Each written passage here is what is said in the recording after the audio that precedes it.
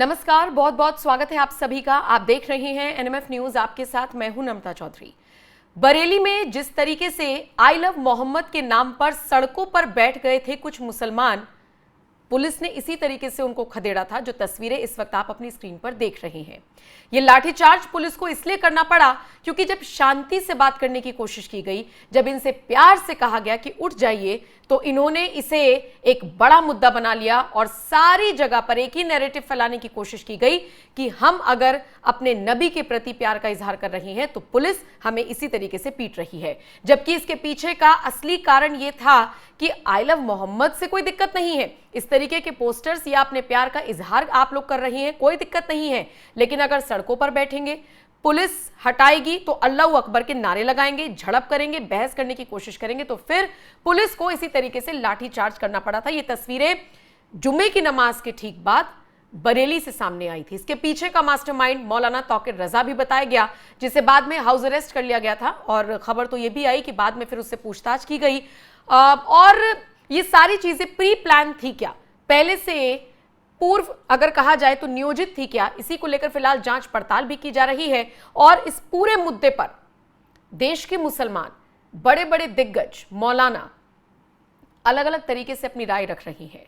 तमाम ऐसे धर्मगुरु हैं जो कह रही हैं कि आई लव मोहम्मद में कोई दिक्कत नहीं है, लेकिन आम मुसलमानों को इस तरीके से बरगलाया नहीं जाना चाहिए। जबकि कुछ ऐसे लोग हैं जो इसी को मुद्दा बनाकर इन मुसलमानों के साथ खड़े हो रही हैं। अच्छा, ऐसे में कुछ पॉलिटिशियंस भी हैं, जैसे कि समाजवादी पार्टी के अध्यक्ष अखिलेश यादव इसे घोर निंदनीय बताते हुए नजर आए हैं। और इसी कड़ी में समाजवादी पार्टी की एक और नेता सुमैया राणा, जो कि मुनव्वर राणा की बेटी भी हैं, उन्होंने भी योगी सरकार पर तंज कसा है।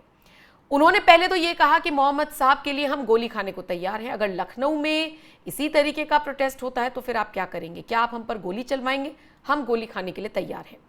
सुमैया राणा का यह बयान कई सारे सवाल खड़े करता है। सवाल इसलिए कि क्या उन्हें वो मुसलमान वक्ता नहीं दिखाई दे रहे जो योगी आदित्यनाथ को गाली दे रही हैं? क्या वो मुसलमान नहीं दिखाई दे रहे जो कभी सरकार पलटने की बात कर रहे हैं तो योगी की वेशभूषा पर सवाल उठा रही हैं और योगी के प्रति आपत्तिजनक भाषा का इस्तेमाल कर रही हैं? ये जो बयानबाजी है सुमैया राणा की, ये सिर्फ इन्हीं चुनिंदा मुसलमानों तक सीमित क्यों है? अगर आप सही और गलत में फर्क करना जानते हैं तो आपको इस बात का बुरा क्यों नहीं लग रहा कि आपके ही राज्य के मुख्यमंत्री को दूसरे राज्य का एक मौलाना धमकी दे रहा है कि गाड़ देंगे?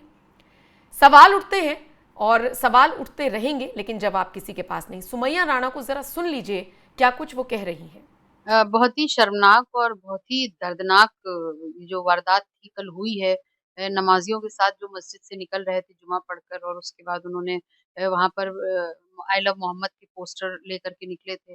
उस पर पुलिस की जो कार्रवाई थी, जो पूरी तरीके से देखने में लग रही है कि सरकार के दबाव में की जा रही है, वो बहुत ही गलत है। इस तरीके से बुरी तरीके से मारा है, दर्जनों लोगों के सर फूटे हैं, घायल हुए हैं। ये एक बहुत ही भयावह स्थिति थी कल की।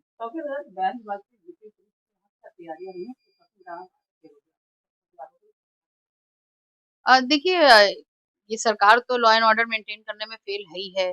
इनकी लोकल इंटेलिजेंस इनकी फेल रहती है। लेकिन क्योंकि नमाज के बाद जुमा तो पढ़ना ही होता है लोगों को, और तौकीर रज़ा साहब ने जो भी कुछ वहाँ पर कहा कि इस आई लव मोहम्मद पर अपना एहतजाज दर्ज करें, उसका ये कतई मतलब नहीं निकाला जाना चाहिए कि ये एक सुनियोजित तरीके से वहाँ पे कुछ ये सब करवाने के लिए किया गया था।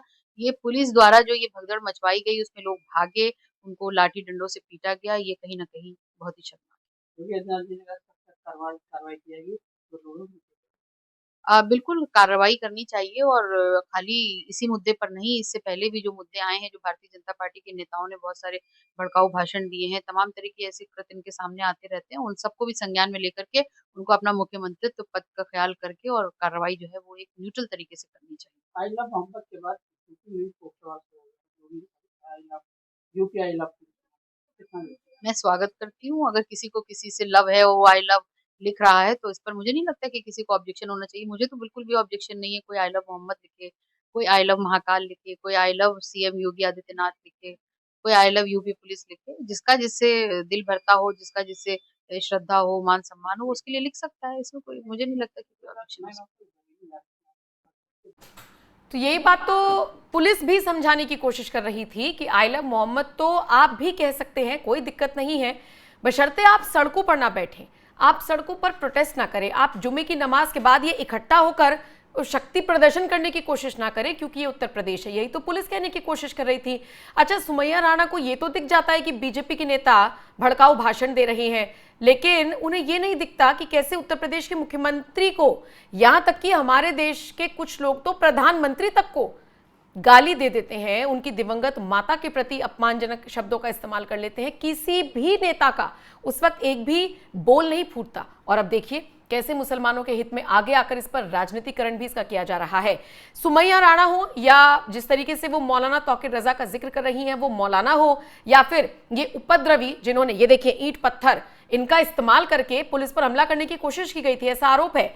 ऐसे लोगों को, इन सब उपद्रवियों को, इन नेताओं को जो अपनी राजनीतिक रोटियां सेक रही हैं, इन आम नौजवान मुसलमानों के कंधे पर बंदूक रखकर इन सबको जवाब दिया है उत्तर प्रदेश के मुख्यमंत्री योगी आदित्यनाथ ने। आइए सुन लीजिए योगी ने क्या कुछ कहा है। आज प्रधानमंत्री मोदी जी के नेतृत्व में ये नया भारत दुनिया को यही संदेश दे रहा है। लेकिन कुछ लोग हैं जिनको शांति अच्छी नहीं लगती, कल्याण अच्छा नहीं लगता,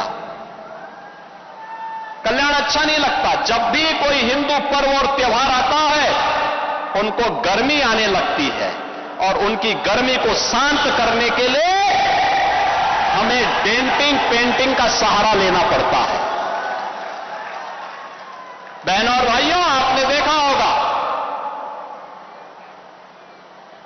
महापुरुष किसी भी परंपरा में हो उनका सम्मान होना चाहिए। आस्था अंतःकरण का विषय है, प्रदर्शन का विषय नहीं हो सकता। जिसकी जो आस्था है अपनी आस्था के अनुसार अपने कार्यक्रमों को संपन्न करे, किसी को आपत्ति नहीं होगी। लेकिन आस्था के नाम पर तोड़फोड़ करोगे, आस्था के नाम पर आगजनी करोगे, आस्था के नाम पर राह चलते हुए नागरिकों पर हमला करोगे, बेटियों का जीना हराम करोगे और व्यापारियों के प्रतिष्ठानों पे आगजनी करोगे, पुलिस पर हमला करोगे, तो छेड़ोगे तो फिर छोड़ेंगे भी नहीं, और एक बार छोड़ेंगे नहीं तो फिर छूटोगे भी कभी नहीं।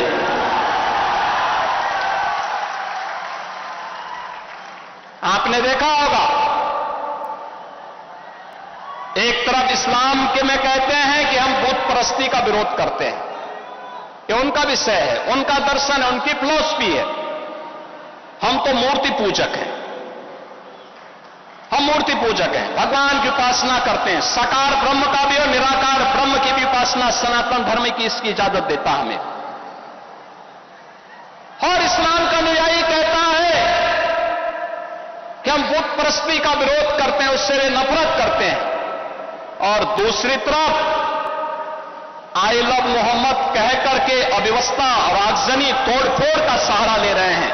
उन्हें मालूम है ये शारदीय नवरात्रि है, विजयादशमी का पर्व है, और शारदीय नवरात्रि को अगर अव्यवस्था पैदा करोगे, चंड मुंड बनकर के कार्य करोगे, तो मां भगवती कभी बर्दाश्त नहीं करने वाली है।